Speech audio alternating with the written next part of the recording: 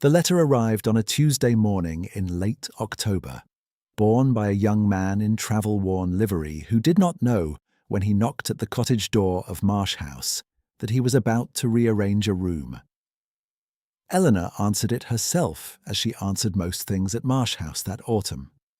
The morning was cold and grey, with frost still white on the garden wall, and the smell of wood smoke moving through the hall behind her.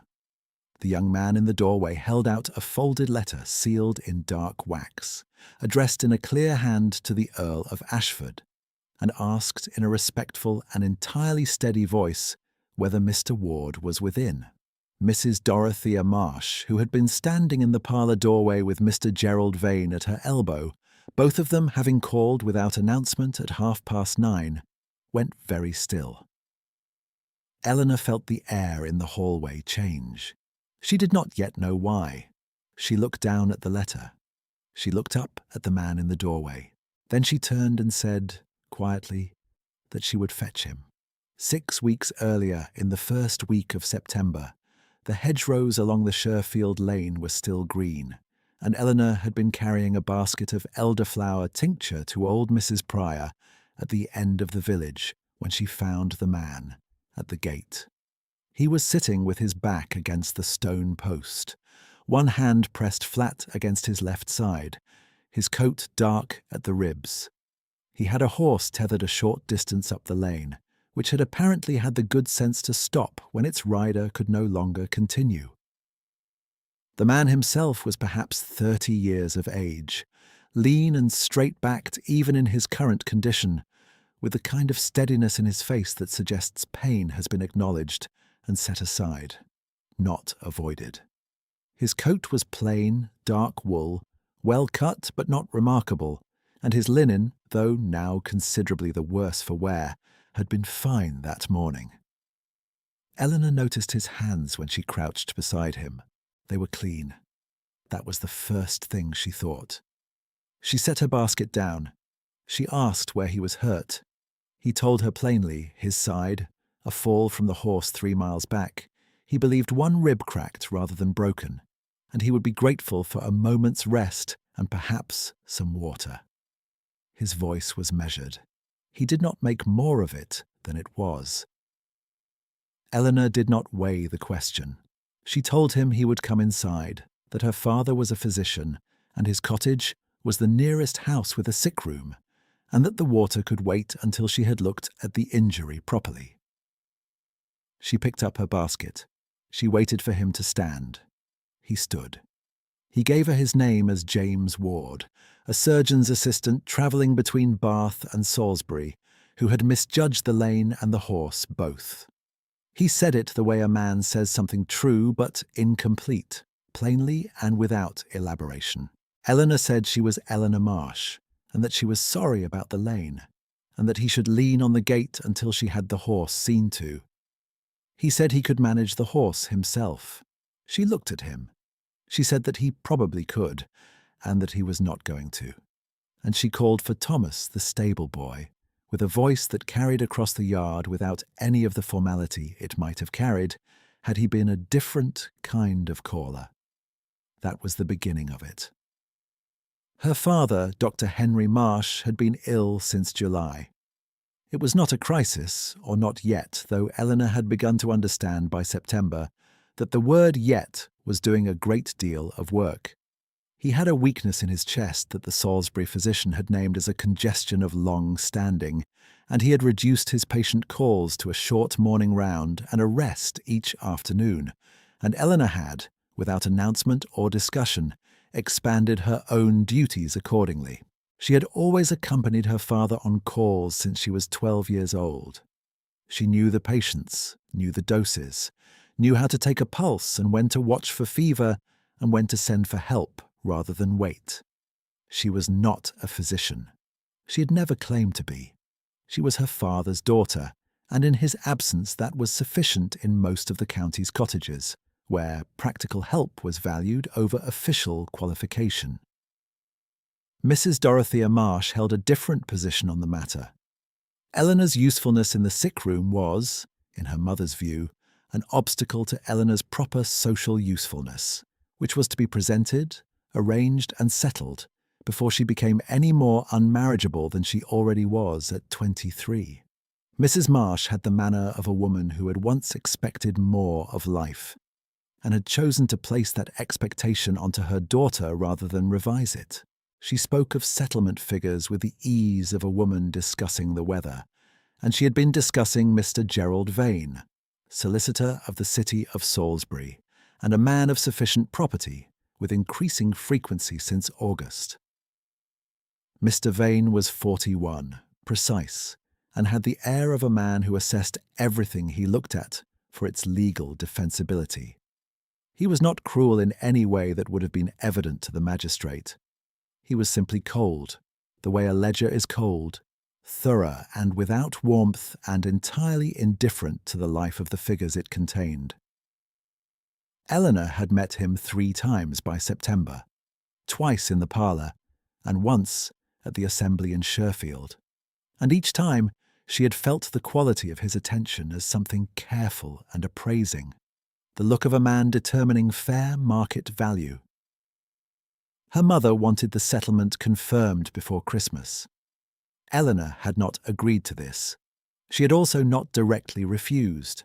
She had, in the manner of a woman who has learned that her refusals are reclassified as misunderstandings, simply continued to be elsewhere when Mr. Vane called, on account of the patients who required seeing, and had replied to her mother's pressing with the quiet, unornamented statement that she was not yet ready to give an answer. This had not satisfied Mrs. Marsh. Nothing Eleanor did in this season was satisfying her mother. James Ward was installed in the small sick room off the kitchen passage for the first 3 days, on account of the cracked rib and a fever that arrived on the second night, and was not, Eleanor was relieved to find, the dangerous kind. She sat with him through the fever's height, checking his breathing, keeping the fire built, giving him the elderflower tincture she had never delivered to Mrs. Pryor, who received it the following week, with no remark on the delay. By the 3rd morning the fever had broken and he was sitting up, eating the bread Mrs. Agnes Holt had brought him, and asking Eleanor with careful precision what she had given him and when. She told him. He was quiet for a moment, looking at the small row of bottles on the shelf beside the window with an expression of what she would later think of as professional recognition. He said the dose of the elderflower had been exactly right. She said she had learned it from her father. He said he had learned something similar from a physician at Edinburgh, and then stopped briefly, as if he had said something he had not planned to say. Eleanor had noticed it. She filed it away the way she filed most things, in the quiet back part of her mind where observations went to wait until they were needed. What she had also noticed by the end of that first week was that Mr. Ward knew medicine the way her father knew medicine, from the inside, from long familiarity with the reasoning rather than the surface of it. When old Mr. Hadley from the miller's cottage sent his son round on Thursday, saying the old man's chest was bad again, she had mentioned it aloud in passing, mostly thinking through what she intended to do about it. And Ward had asked 2 quiet questions about the symptoms before she had finished speaking. The questions were good ones. They were the kind of questions her father asked. She had answered them and then said she was going to call on Mr. Hadley that afternoon, and Ward had asked with that same measured steadiness whether she might want a second opinion. She had looked at him. He was still pale from the fever, his ribs still bound. She told him he was not walking to the miller's cottage. He said he was not suggesting he walk. She considered this. She sent for Thomas and the small gig, and Ward came along, sitting with the careful stillness of a man who has made a private decision about pain, and when they arrived at Mr.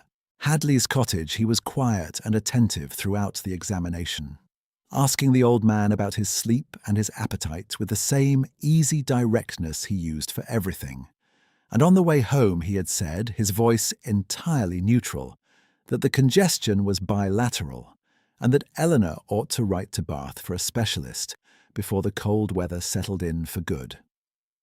She had looked at him again. He had said nothing further. He was watching the lane. She had written to Bath the following morning. The proximity between them built in the ordinary materials of a sick-room autumn. There was the morning he found her in the garden at 7 o'clock, collecting the last of the chamomile before the frost took it, and they had stood at the garden wall together for 20 minutes, discussing the medicinal properties of things that grew within 3 feet of them, because her father's collection of botanical notes was in the cottage library, and Ward had, with her permission, been reading through it in the evenings. He had opinions about the notes. They were careful opinions, voiced without insistence, and twice he had been right about something her father had recorded incorrectly, which he offered in the tone of a man pointing out a small error in an otherwise distinguished document. There was the afternoon they had walked to the village together, on the pretext of his requiring a new pair of gloves, since his own had been lost when the horse threw him, and they had stood outside the booksellers in the High Street for longer than the gloves strictly required, because the window held a volume of Mr. Abernethy's surgical lectures that Ward had apparently been looking for. And when he opened it, he had read her a passage about the circulation of blood with the absorbed expression of a man who finds a sentence he has been waiting to encounter. She had watched his face while he read. It was a quiet, still face, spare of unnecessary expression, and it was, she thought, the face of someone who had spent a great deal of time paying attention. There was the evening her father had a bad night, and Ward had sat with her in the hall outside the bedroom door, while Dr. Finch from Sherfield was within, and he had said nothing. But he had given her a cup of tea that Mrs. Holt brought out and had set his own cup on the floor beside his chair, and folded his hands in his lap and been precisely, solidly present in the way that very few people are when there is nothing useful left to do. She had not said thank you. It had not seemed to require saying. Mrs. Holt, who had been housekeeper at Marsh House for 11 years, and who had the perception that comes from long observation and the dry manner that comes from knowing one is unlikely to be listened to, said nothing about Mr. Ward directly during this period, which Eleanor recognized as a form of communication in itself. Mrs. Holt expressed her opinions through the quality of her silence. The silence she maintained on the subject of Mr. Ward was a warm one. On Mr. Vane, Mrs. Holt said once, emptying the parlour grate, that he had left a calling card the previous Tuesday and the card had landed purely by accident, directly into the fire. Eleanor, who was folding a spare blanket near the window, did not comment on this. Mrs. Holt said it was a great pity. Eleanor said yes, it was. The wound came on a Wednesday afternoon in the 2nd week of October. Eleanor had been crossing from the library to the back stairs when she heard her mother's voice in the front passage, clear and carrying as it always was when her mother believed the audience to be exclusively the person she was addressing. Mr. Vane had called that afternoon. Eleanor had known he was in the house, and she had gone to the library on legitimate business, which was the finding of her father's notes on the Hadley case for Ward, and she had simply not returned by the front stairs. She stopped in the passage. Her mother was saying, in the tone she used for the practical consideration of practical matters, that Eleanor was not a romantic difficulty. She was, Mrs. Marsh said, entirely manageable and without prospects of her own that would give her grounds for particular resistance. The family circumstances were not comfortable. The father's illness made the situation more pressing rather than less. There was no reasonable expectation of a better offer. She would come around. There was a pause. Mr. Vane said something Eleanor could not hear clearly, something even considered. Her mother said she would see to it.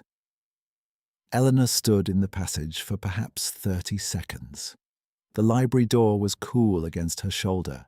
The blanket of grey light through the passage window lay on the floor in a clean-edged rectangle, and she could hear the fire in the morning room and the sound of her own breathing. She had known, in the abstract, that her mother considered her a domestic problem to be resolved. She had known it the way one knows things that are circling at the edge of attention, visible but not yet standing in the full light. To hear it spoken in that precise, practical voice, manageable without prospects, no reasonable expectation, was a different order of knowing. It was the difference between understanding that the ground has always been unsteady and feeling it give beneath you. She walked to the back stairs. She carried her father's notes to the sick room. She gave them to Ward with her usual composure, and she did not say anything about what she had heard, and she was quite aware that she was not saying it. And she went into the garden afterwards and stood with both hands on the cold stone of the wall until the cold moved through her palms and she could think again. Ward came out after a little while, not speaking, and stood at the opposite end of the wall with his hands in his pockets. He looked at the garden. He did not ask her what was wrong. She was grateful for this in a way that had nothing performative in it. After some time he said, quietly, that there was a particular kind of courage in continuing to be exactly who one was, inside a house that had decided you were something less. She looked at him. He said no more. He went back inside. She remained at the garden wall until the cold had done its work, and then she followed. The frost that settled in the last week of October came quickly, turning the lane to Sherfield to something that rattled the gig wheels and frosted the grass on either side to a hard silver. It was in this cold, on a Thursday morning, when the sky was not yet properly light, that Eleanor went alone to fetch help for the Carver child. The Carvers were tenants of the Ashford estate, a family of 4 in a cottage on the south edge of the village, and the youngest child, a girl of 3 years named Bess, had been feverish since Monday. Eleanor had called on Tuesday and Thursday last, had left tinctures, had told Mrs. Carver to send word if the fever rose. On Wednesday evening, Mrs. Carver had sent word. The fever had risen. Eleanor's father was not able to travel that morning. Ward was competent with adults, but Bess Carver needed Dr. Finch from Sherfield, and she needed the medicine from his kit that Eleanor did not have at Marsh House, and no amount of elderflower was going to serve in its place. Eleanor could have waited for Thomas to harness the gig. Thomas was efficient and would have managed it in 20 minutes. She could have sent a message to the village to ask if anyone was driving towards Sherfield who might carry the request. She could have told her mother, who would have pointed out that to go alone before sunrise, in the frost, was not the behaviour of a young woman in the middle of a marriage negotiation. She took the gig herself, harnessing the grey mare by lantern light in the stable yard, because Thomas had not yet arrived, and Bess Carver was 3 years old and the fever had been rising since Monday, and Eleanor was not willing to wait. She drove the 4 miles to Sherfield in the half-dark, the frost hard and white on either side of the lane, and she arrived at Dr. Finch's door at 6:30 and knocked until the housekeeper opened it, and she explained what was needed in 4 sentences, and she waited in the hall while Dr. Finch dressed and gathered his kit, and she drove back with him through the morning light, the sky turning from grey to pale gold as they came back into the valley, and they arrived at the Carver cottage at 7:45. Bess Carver's fever broke by noon. Eleanor sat with Mrs. Carver for an hour after, drinking tea that tasted of nothing much, and listening to Mrs. Carver's relief in the way one receives relief, without interruption. She came home to find her mother in the parlour in a state of compressed fury, which expressed itself in a very flat voice and a straight spine and the precise placement of Mrs. Marsh's needlework on the side table, as if the needlework itself were evidence. Her mother said that going alone before dawn, in such weather, had made Eleanor a subject of comment in the village, that Mr. Vane had called that morning and been informed of Eleanor's absence and had been, Mrs. Marsh said, understandably taken aback. That this kind of thing made the arrangement more difficult, not less, and that Eleanor seemed determined to act as though her own wishes were the only consideration in the household, which was a luxury, her mother said, that the family's circumstances did not permit. Eleanor listened. She did not apologize. She said that the child was well, and that she would go again if she were needed, and that she was sorry Mr. Vane had been inconvenienced.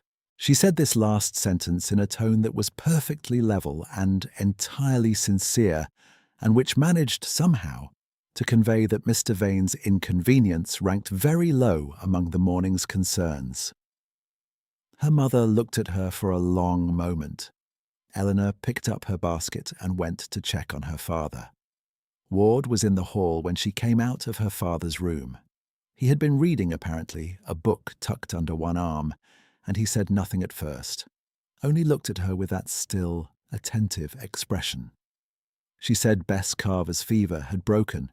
He said he was glad of it. She said her mother was not pleased. He said after a moment that her mother would find a way to manage it. There was something in his voice when he said it, something not quite right for a surgeon's assistant commenting on someone else's domestic difficulty. Not irony, exactly, and not warmth, exactly, but something that stood between them. Eleanor registered it the way she registered all things she could not yet interpret, with attention and patience and the decision not to press. She went downstairs. He watched her go. The letter arrived on the following Tuesday. The morning was sharp and cold, the frost still white on the garden wall, and Eleanor had been in the kitchen passage helping Mrs. Holt with the linen inventory when the knock came at the front door. She went herself because Thomas was in the stable, and her father was resting, and her mother, she knew, was in the parlour with Mr. Vane, who had arrived at 9:30 without prior announcement in the manner of a man who has decided to move matters along by the force of his own schedule. She opened the door to a young man in neat livery, dark blue with a crest she did not immediately identify on the breast, who held out a letter and asked, with the deference of someone who has been well trained and who knows his errand is legitimate, whether Mr. Ward was within. The letter was addressed to the Earl of Ashford, care of Mr. J. Ward, Marsh House, Sherfield, Wiltshire. The seal was dark red wax, deeply pressed with a device she recognised after a moment as the Ashford arms. She'd seen those arms on the gatepost of Ashford Hall, 4 miles down the valley, all her life. She stood in the doorway holding the letter for what felt like rather longer than it was. Behind her, she heard her mother's voice from the parlour threshold, asking who had called. She heard Mr. Vane's step in the passage, his measured tread, the tread of a man who attaches significance to arrivals. Eleanor turned. She said that a letter had come. Her voice was very steady. She walked down the passage to the sick-room door and knocked twice and opened it. Ward was at the desk her father used for correspondence, writing something, his back to the door, and he turned when she entered. She held out the letter. He looked at it for one moment. Then he looked at her face. He took the letter. He did not open it immediately. He set it on the desk with the care of a man who is purchasing himself a few seconds to decide something, and he looked at her again with an expression that had, in it, something she had not seen in his face before, which was the specific quality of a person who is about to stop maintaining something they have maintained for a long time. Mrs. Marsh had followed Eleanor to the doorway. Mr. Vane stood just behind her. Ward rose from the desk. He looked first at Eleanor and then at Mrs. Marsh, and then at Vane, and he said, in the same level voice he used for everything, that he owed an explanation. He said his name was James Ashford. He was, he said, the Earl of Ashford. He had been travelling under his mother's family surname, Ward, a practice he had used before when he wished to move through the county without the circumstances that tended to attend his actual title. He had been riding to Ashford Hall from Bath where he had been consulting with Dr. Patterson regarding a specialist he was bringing to attend to certain patients in the valley, and he had taken a fall from the horse on the Sherfield Lane, and had been, he said, received with a kindness he had not expected and had not deserved, and for which he was in some debt that he was not yet certain how to repay adequately. The young man in the doorway, he added, was his secretary, Mr. Robert Crane, and the letter was a matter of estate business that had evidently followed him from Bath. Mrs. Marsh said nothing. This was remarkable. In Eleanor's experience, her mother's silences were strategic, brief, and quickly followed by speech. This silence was not strategic. It was the silence of a woman who has spoken clearly and extensively about a person on the assumption that the room contained no one of consequence, and who has since discovered she was wrong about the room. Mr. Vane cleared his throat. James looked at him. It was a look of the specific, quiet courtesy that men of sufficient rank employ when they have decided a thing and are simply waiting for the room to catch up to them. He said that he understood Mr. Vane had been calling at Marsh House with regard to Miss Marsh, and that he hoped Mr. Vane would forgive him if he indicated that the matter was resolved, since he had every intention, with Miss Marsh's permission and her father's blessing when his health permitted him to give it, of settling the question himself. He said this without heat, without triumph, in the voice of a man to whom the sentence is simply the next true thing. Mr. Vane looked at Mrs. Marsh. Mrs. Marsh looked at the floor. For the first time in Eleanor's recollection, her mother's posture showed something other than the composed authority of a woman managing her household.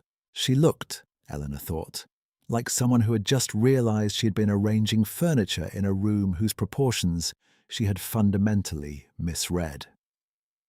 Eleanor stood between them and felt, not triumph, and not relief exactly, but something that settled, like a window brought closed against a cold wind, not the end of anything, but the beginning of a stillness that had been a long time in arriving. James turned to her. He said he was aware that she had no reason to trust him, given that he had not been, strictly speaking, who he said he was, and that he would understand entirely if she wished to take time. He said he hoped, nonetheless, that she would remember that everything he had told her was true, except for the name, and that the name was the smallest part of it. She looked at him. She thought of the chamomile in the garden. She thought of the cup of tea in the passage outside her father's room.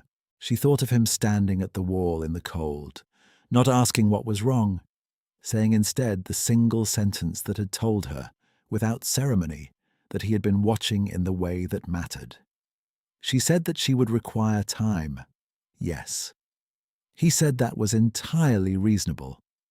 She said she would also require him to have a conversation with her father when her father was well enough to receive it, which she expected to be sooner than it had been, given that the specialist from Bath was apparently already on his way.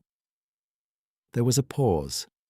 The corner of his mouth moved slightly in the first thing she had seen in his face that was not quite controlled. He said that the specialist from Bath was Dr. Reeve, a man of considerable reputation, and that Dr. Reeve was indeed expected by the end of the week, and that he had arranged it, he added, before the fever in September, which had seemed a useful opportunity to settle the matter while he was in the county. Eleanor said, with a composure so complete it had its own warmth, that she thought he might have mentioned Dr. Reeve somewhat earlier. He said he had not wanted to presume. She said that in future, when he had arranged something useful for a member of her family, she would rather know about it. He said he would remember that.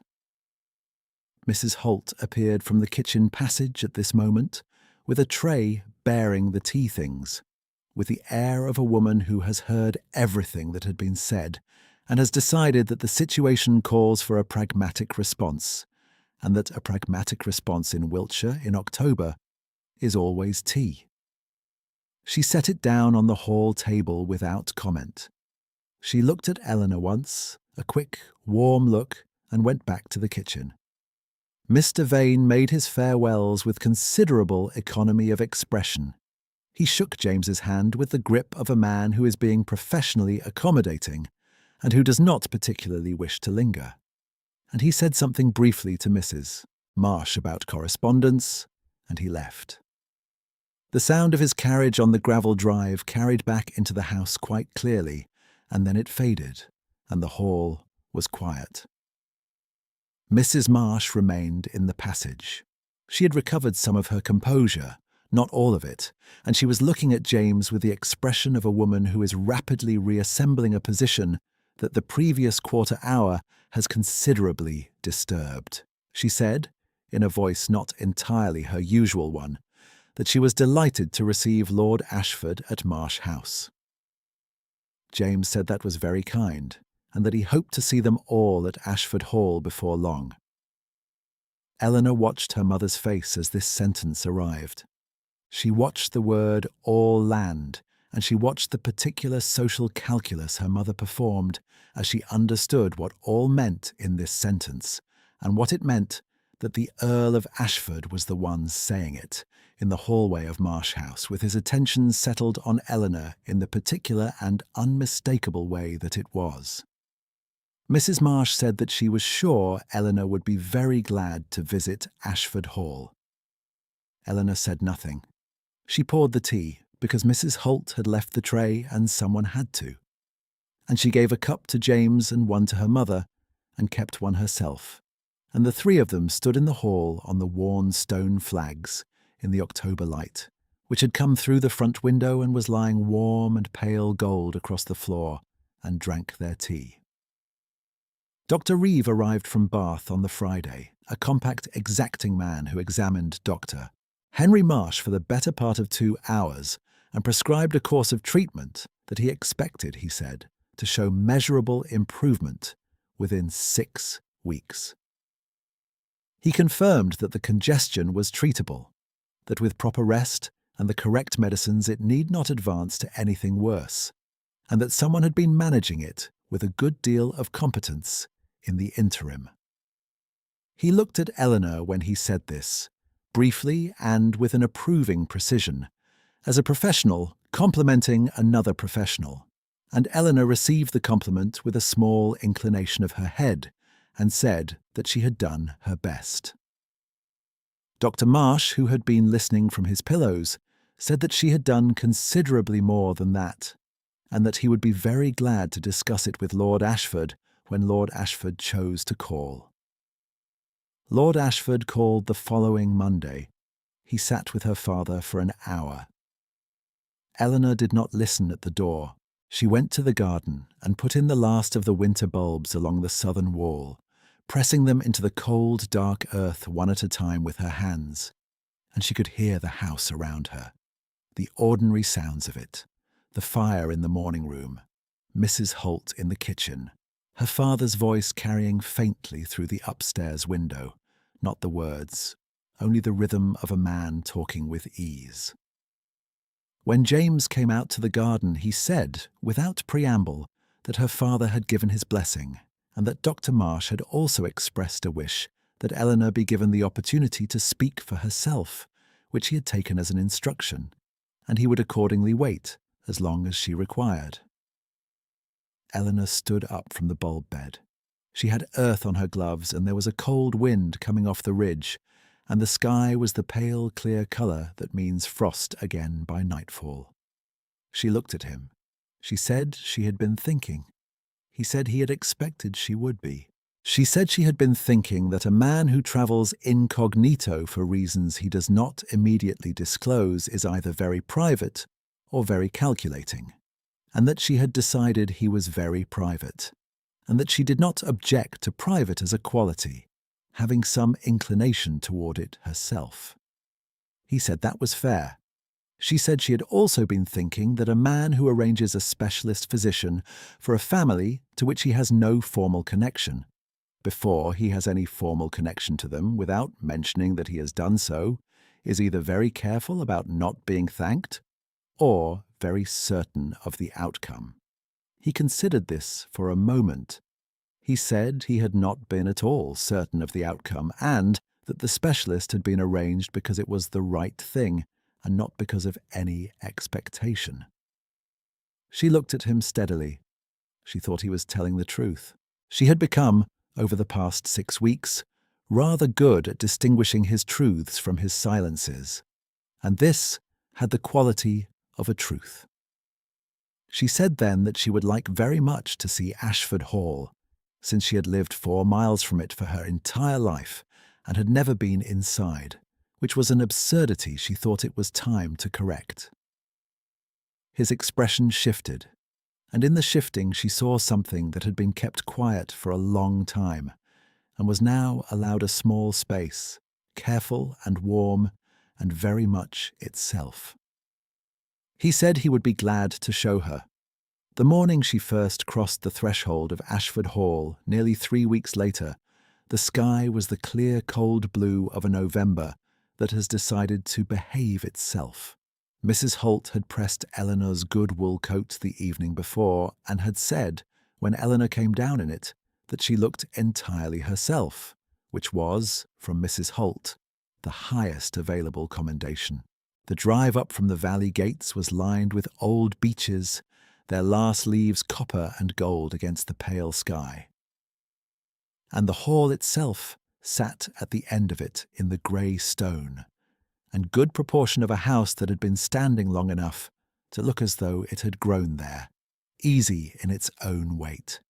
The door was opened by a footman in Ashford livery, who said good morning to Eleanor with the respect that a household extends to someone who is expected and for whom expectations are already being revised. James was waiting in the entrance hall, not at the foot of a grand staircase, not in the formal drawing room, but in the plain stone hallway where the light came in from the east windows and fell across the flagged floor in long rectangles of November gold. He was wearing his own coat, the good, dark wool one she had first seen on the Sherfield Lane, now without the dark stain and considerably improved for it. He looked at her across the hallway. She looked back. She crossed the threshold and the hall was warm, and the beeches outside were the colour of old copper. And somewhere in the back of the house, Mrs. Holt's counterpart, a sturdy woman named Mrs. Draper, who had served Ashford Hall for 20 years, and who had been, from all appearances, expecting this particular morning for rather longer than that, could be heard giving instructions to someone about the fire in the East Library, which was to be built up, because the East Library was, she said firmly, where Miss Marsh would no doubt wish to see the botanical volumes, and it was to be warm enough for it. Eleanor heard this. She turned her head slightly toward the sound of it. James watched her face as she heard it. She turned back to him, and she was almost smiling, which on Eleanor's face had a particular quality, the quality of something that had been there all along and was now simply no longer kept back. And it was very much like the pale November light coming through the east windows, steady and clear and worth every cold morning it had taken to arrive. She said she was glad to be there. He said she had always belonged there. She did not argue with this. She walked through the door that the footman held for her and into the warmth of the East Library, where the fire was burning well and the botanical volumes were ranged on the shelves in their brown and gold bindings, and the light from the long windows lay across the reading table in a wide, still, generous rectangle. She set her gloves down on the table. She looked up at the shelves. The smell of old paper and wood smoke and beeswax hung in the air, in the way it hangs in rooms that have been cared for over a long time by people who understood the value of what they were keeping. She took a breath. She began to read.